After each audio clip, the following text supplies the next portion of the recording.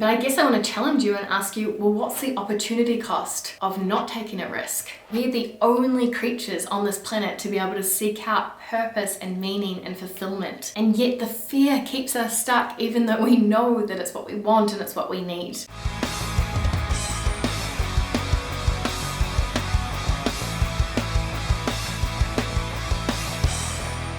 Hey badasses, and welcome back to the Badass Careers YouTube channel, which is the destination on the internet to design a fulfilling, awesome, energizing career that you freaking love and then going out there and getting it. In today's video, we are exploring the 6 lies that you're telling yourself that are keeping you stuck in your career and in your life. Tell me, have you ever wanted a career change, but you find yourself getting so stressed out and overwhelmed about it to the point where you think it's just better to forget it altogether? Or have you ever felt like you have so much potential, so much more to give, but there's just something constantly holding you back? Do you know that you're in a job that's no longer the right fit for you, but you keep procrastinating on taking action? Yeah! Have you ever said to yourself, I know what to do, I'm just not doing it? There's an underlying culprit here and it exists inside you. It's your brain. What? Specifically, your brain and the powerful lies it tells you. In this video, we're going to cover the 6 main biases or shortcuts that your brain is making that are actually keeping you stuck, procrastinating, and not showing up in a way that you need to in order to have the career and life that you love. As a career coach with a degree in psychology and further certifications in neuroscience, I am so pumped for today's video. But just before we jump in, I did want to invite you to my brand new free masterclass, Love Your Work. My Love Your Work training is all about helping you to figure out what you actually want out of your life and how to build a career that you're next level obsessed with. It is 90 minutes straight of absolute value bombs, so if you want to check that out, you can sign up in the description box down below. Okay, so before we jump into the 6 lies themselves, you're probably wondering, why would my own brain want to sabotage me? And it's not doing it on purpose. Essentially, we have evolved to be hardwired for survival. This means that your brain is much better at scanning for threats than it is for seeking rewards. Because if you think about it from an evolutionary perspective, it's all very well smelling nice flowers in a field and seeking that pleasure and having a good time. But if you have a saber-toothed tiger in that field crouching down about to jump on you and eat you, you're going to want to know about it. And so your brain is constantly looking for threats, and it wants to always move you away from pain more than it wants to move you towards pleasure. As Nobel Prize winning psychologist Daniel Kahneman said, we hate losing twice as much as we love winning. So essentially, if your brain perceives a threat, a risk to your psychological or your physical safety, it will want to move you away from that threat. But the thing is that when we're changing careers, there's a lot of scary things that could happen, right? There's a lot of emotions that come up. You have fear of failure, you have fear of moving away from what you know, you have fear of rejection. And so career change is essentially an extremely scary thing for your brain. It would much rather keep us where we are in our comfort zone so we do not have to experience those painful feelings. And so how this shows up is that your brain is going to try and smooth talk you into staying where you are. Stay here. Stay as long as you can. So it's going to tell you things like, oh, all of the years that I spent studying are going to go to waste. I'm going to be behind in my career if I make a change. I'll never get something this good again. I just need 2 more years of this job on my resume. Work is supposed to be hard. My next boss might be worse. Oh, it would take years to do that. I'm already 28. It's way too late. I'm not qualified enough. What if it doesn't work out? The scary thing is that 95% of our thoughts are at the subconscious level. Have you ever driven home and had no idea how you got there? It's because our subconscious brain can take over and can drive behavior.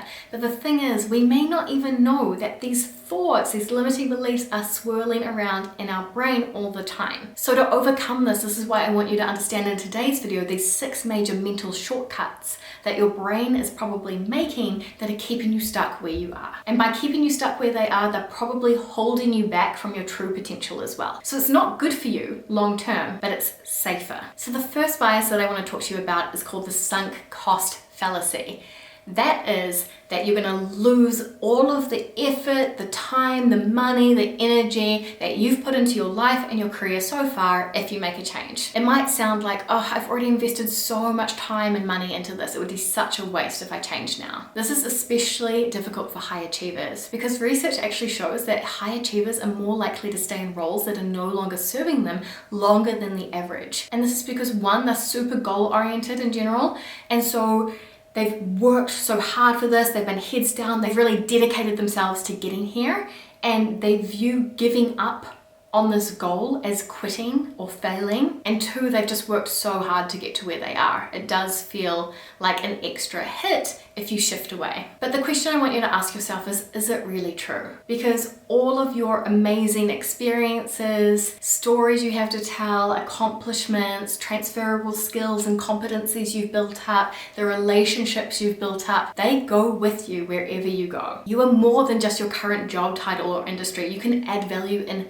so many different places. Also, people change careers and jobs all the time without taking a pay cut. I see it almost every single week in my coaching practice, where they can either retain what they're currently earning or get a massive pay jump. And the fact is that everything grows and changes and evolves, and people outgrow things. They outgrow their music taste, they outgrow relationships. Why can't you outgrow your career? Of course it's natural. And another thing you really need to consider is, what's the cost of staying? Is it worth your mental health? Is your pride worth feeling miserable on Sunday evenings? Do you know what's effing priceless though? Your inner peace. True, and yeah, that's pretty true. The second bias in your brain is risk aversion. So the way we work is that we would much rather be given $5 today than have a 60% chance at getting $100 3 weeks from now. This is because we have a strong bias for a safer and more guaranteed outcome. And this shows up in careers as well, with the saying, better the devil we know. Sorry to break it to you, but that devil is still a devil. So most people stay stuck in their careers because they fear that they're going to get it wrong. They're like, what if the grass isn't greener on the other side? What if I change and I feel just as miserable in 6 months' time? But I guess I want to challenge you and ask you, well, what's the opportunity cost of not taking a risk? We're the only creatures on this planet to be able to seek out purpose and meaning and fulfillment. And yet the fear keeps us stuck, even though we know that it's what we want and it's what we need. And what's the risk of being given this one shot at the human experience and not reaching true fulfillment? I guess what I'm trying to say here is that choosing to do nothing is also a massive risk, and it's a decision that's in your hands as well. The third bias I'm going to tell you about is availability bias. So we tend to make decisions with information that comes most easily to mind. This is why people jump onto job boards to explore new opportunities and end up finding roles that are very, very similar to what they're doing now. And so they're looking from their current frame of reference and they're not seeing anything new or compelling enough to make a move, and they're like, well, it'll probably be just the same old stuff, right? And if you're currently unhappy where you are and there's a misalignment between your environment and who you are as a person, if you choose to go somewhere similar and have a similar experience, how is going somewhere similar going to get you that career happiness you're so desperately craving?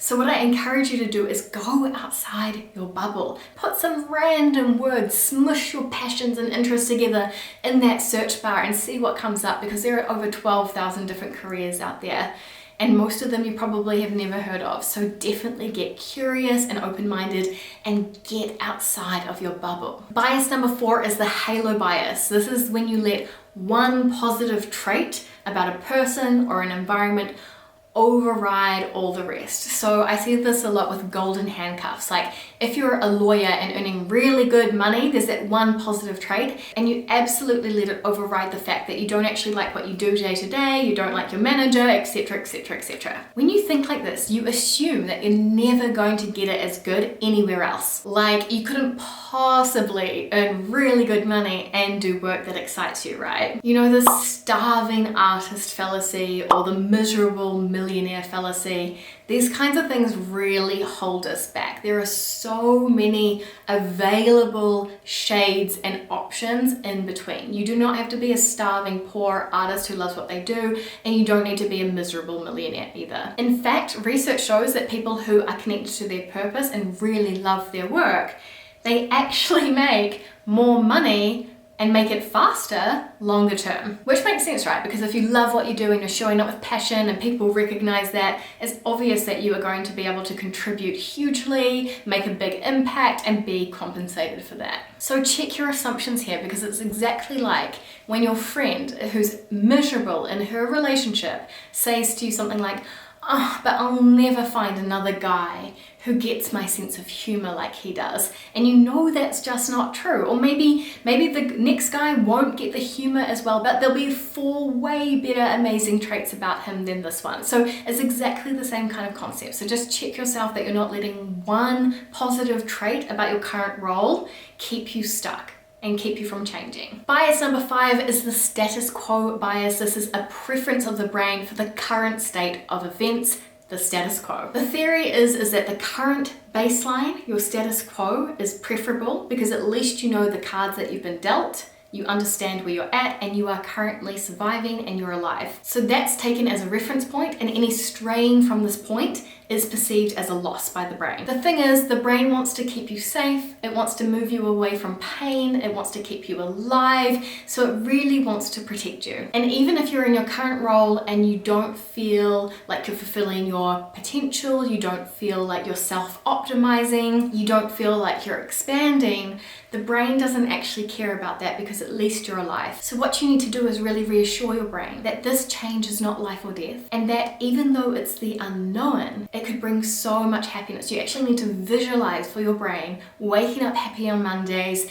doing work you love, and you're actually going to need to train it to feel okay with the concept of change. What it's going to do is really trying to talk you out of making this change and keep you stuck out of fear, essentially. Another thing you might want to do to replace the fear of the unknown and the potential pain for your brain is replace it by thinking about the pain of staying where you are. So what are the emotional and opportunity consequences of being exactly where you are in 3 years' time? How is choosing to stay where you are not sitting with your values? How is it causing you pain? Who else is suffering by you not living up to your true potential? How are your moods affecting your partner, your children, your family, your friends? If you do stay in this job that you're not happy in, what does it say to you about your priorities, about your values? What kind of example are you setting for yourself and for others? I know these can be really hard questions, but it is worth exploring this because otherwise your brain will freak out about the idea of making any career change. And number 6 is a bias I like to call comparisonitis, and it's the fact that it's so easy for us to see that it's possible for other people, but not for us.